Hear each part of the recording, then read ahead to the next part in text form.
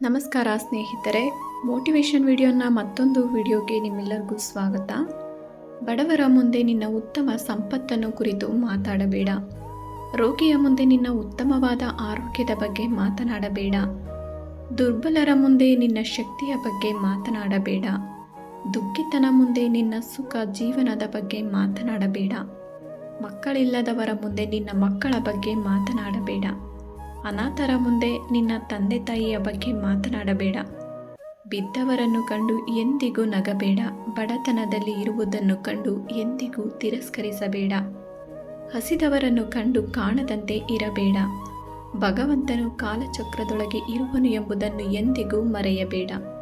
ನಿಯತ್ತಾಗಿ ಇರುವವರು ಯಾವಾಗಲೂ ಗರ್ವದಿಂದ ಇರುತ್ತಾರೆ, ಏಕೆಂದರೆ ಅವರಿಗೆ ನಟಿಸಲು ಬರುವುದಿಲ್ಲ. ಆತ್ಮಾಭಿಮಾನದಿಂದ ಜೀವನ ಮಾಡುತ್ತಾರೆ ವಿನಃ ಯಾರ ಮುಂದೆ ತಲೆ ಬಾಗಿಸಲು ಬಯಸುವುದಿಲ್ಲ. ಅಂಥವರು ಯಾರಿಗೂ ಇಷ್ಟವೂ ಆಗುವುದಿಲ್ಲ. ಮತ್ತೊಬ್ಬರಿಗಾಗಿ ನಮ್ಮನ್ನು ಕಡೆಗಣಿಸಿದವರು ಯಾವತ್ತಿಗೂ ನಮ್ಮವರಾಗಲು ಸಾಧ್ಯವಿಲ್ಲ. ಒಂದು ವೇಳೆ ನಮ್ಮೆದುರಿಗೆ ನಮ್ಮಂತೆ ಇದ್ದರೆ ಅದು ಕೇವಲ ಊಟಾಟಿಕೆ ಮಾತ್ರ. ಕೊಟ್ಟು ನೋಡ್ತಾನೆ, ಕಿತ್ಕೊಂಡು ನೋಡ್ತಾನೆ, ಅರಿತು ಬಾಳಲೆಂದು ಬೀಳಿಸಿಯೂ ನೋಡ್ತಾನೆ. ಗೊತ್ತೇ ಇಲ್ಲದ ರೀತಿ ಮತ್ತೆ ಕೈ ಹಿಡಿದು ಎತ್ತಿಯೂ ನೋಡುತ್ತಾನೆ. ಅದನ್ನು ಅರಿತವರಿಗೆ ಇಲ್ಲೇ ಸ್ವರ್ಗ, ಅದನ್ನು ಅರಿಯದವರಿಗೆ ಇಲ್ಲೇ ನರಕ.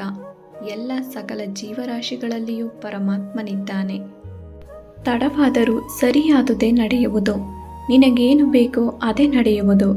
ದಿನ ಕೆಟ್ಟದ್ದಾಗಿರಬಹುದು, ಆದರೆ ಜೀವನ ಕೆಟ್ಟದ್ದಲ್ಲ. ತಾಳ್ಮೆ ಇರಲಿ, ಎಲ್ಲವೂ ನೆರವೇರುವುದು. ನಾಳೆಯ ಚಿಂತೆ ಬಿಡು.